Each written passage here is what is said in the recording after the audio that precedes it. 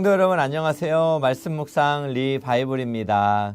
시작된 구정 연휴 기간에도 만남의 축복으로 행복의 은혜가 넘치시기를 축복합니다. 오늘 하나님께서 우리에게 주신 말씀은 요한복음 6장 10에서 13절까지 말씀입니다. 함께 읽겠습니다.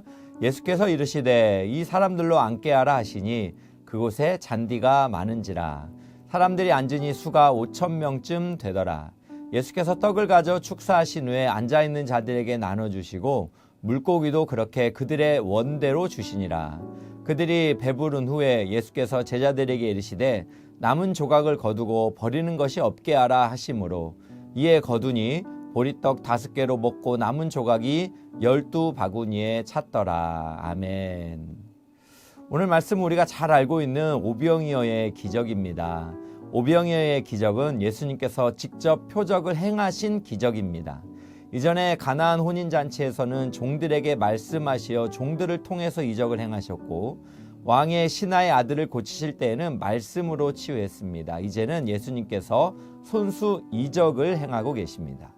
본문에서 먼저 우리가 생각해 볼 단어는 한계입니다. 사람은 한계를 가지고 있다는 것이죠. 본문을 살펴보면 예수님께서 산에 오르셨을 때 많은 무리가 예수님을 따라왔지만 시간이 지나자 그들은 배고픔을 견뎌야만 했습니다. 그래서 이 많은 사람들을 어떻게 배부르게 할 수 있을까? 이 사람들을 다 먹이려면 200데나리온의 돈이 필요하고 돈이 있다 할지라도 어디서 떡을 사서 이 사람들을 먹일 수 있을까? 이런 고민들을 할 수밖에 없는 현실적인 환경이었습니다. 그런데 그러한 고민은 해봤자 결과는 불가능입니다. 그때 마침 안드레가 곁에 있던 한 아이의 도시락, 물고기 2마리와 보리떡 5개를 가지고 왔습니다. 그러나 그는 그것이 이 사람들에게 얼마나 되겠습니까? 라고 묻는 것처럼 한 아이의 도시락으로도 수많은 군중들을 먹이기에는 역시 불가능하다라는 것을 확증해주고 있습니다. 그런데 이런 인간의 한계, 인간의 결핍을 해결하실 수 있는 분이 바로 예수님이십니다. 예수님은 제자들의 부정적 결론에 특별히 반응하지 않고 곧바로 제자들에게 무리를 나누어 잔디에 앉도록 명령을 하십니다. 이는 제자들의 불가능과 또 공동체의 한계를 받아들이면서도 그런 절망적인 환경에 생명을 불어넣고자 하는 창조 행위를 하고자 하십니다.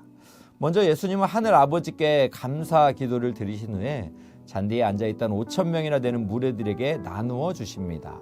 그런데 신기한 기적이 일어났습니다. 물고기 2마리와 보리떡 5개는 마치 생명의 양식이 하늘로부터 내린 듯해서 결국 당시 문화에서는 남자만 수를 세웠기 때문에 도시락을 이렇게 냈던 아이가 또 포함이 되어 있는 것을 볼 때 이 아이나 여자는 5,000명 안에 들지가 않았습니다. 그래서 총 1만 명 정도 되는 사람들이 배불리 먹고 남은 조각이 12바구니에 찼습니다. 아무것도 할 수 없었던 제자 공동체가 무리들을 풍성히 채우고도 12바구니를 남길 수 있는 오병이어의 기적을 주님께서 행하신 것입니다. 그렇다면 예수님은 오병이어의 기적을 통해 우리에게 무엇을 말씀하시고자 하는 것일까요? 어린아이의 도시락을 내어놓은 헌신도 중요하지만 그보다도 하나님은 인간의 한계를 넘어서서 일하시는 주님이시다라는 것을 우리가 기억해야 할 것입니다. 오병이어의 기적은 과거 광야에서 이스라엘 백성을 먹이셨던 하나님의 일하심을 생각하게 합니다.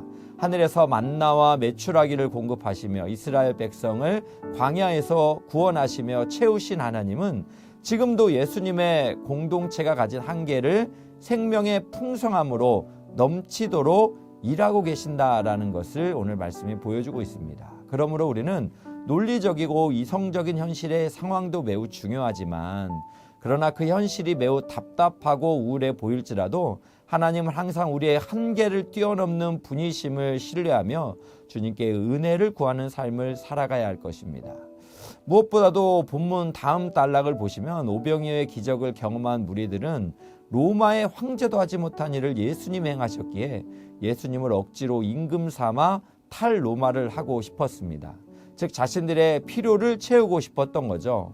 왜냐하면 인간이 한계를 가지고 있기 때문에 이런 행동은 매우 자연스러워 보일 수 있는 것입니다. 그러나 예수님은 그들을 피해서 외롭게 다시 산으로 올라가십니다. 이는 예수님은 우리의 육적인 필요보다도 근원적인 영적인 필요, 죄로 인해 영적으로 죽은 인간의 한계를 십자가 부활로 해결하시기 위해 이 땅에 오셨습니다. 그러므로 우리는 오병이어의 기적을 통해서 예수님이 인간의 한계를 뛰어넘는 주님이시라는 것과 예수님은 우리의 영적인 피로를 위해 이 땅에 오신 하나님의 아들이라는 것을 다시 한번 기억하면서 어떠한 상황 속에서도 우리의 공허함을 채우시는 능력의 주님을 기대하며 우리의 영혼에 충만함을 주시기를 갈망하며 소망 가운데 살아가야 할 것입니다.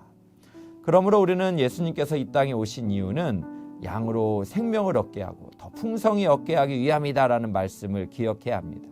이 땅에서 결핍으로 인해 한계 속에 신음하는 자들에게 주님을 의지하며 소망 가운데 살아가도록 축복의 통로가 되어야 할 것입니다. 수많은 무리들에게 아무것도 주지 못하고 절망에 있는 빌립과 안드레의 모습이 아니라 작은 아이의 도시락이라도 5,000명을 먹이신 예수님의 공급하심의 은혜를 기대하며 풍성한 삶을 살아가시기를 축복합니다. 특별히 이번 주는 구정 연휴 기간입니다. 우리 주변의 결핍의 문제로 또 한계 때문에 신음하는 또 절망하는 자들에게 더욱 관심을 기울이고 그들에게 예수님을 증거하며 생명의 은혜를 흘려보내는 삶이 되시기를 주님의 이름으로 축복합니다. 함께 기도하겠습니다. 사랑의 하나님, 우리의 공허함을 주님께서 찾아오셔서 채워주시옵소서. 우리의 내면의 결핍을 예수님께서 풍성함으로 채워주시고 우리의 영적인 갈급함을 십자가의 사랑과 부활의 능력으로 충만하게 하옵소서.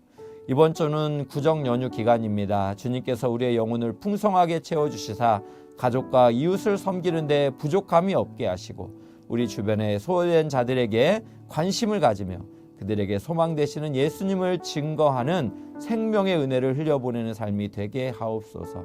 예수님의 이름으로 기도합니다. 아멘.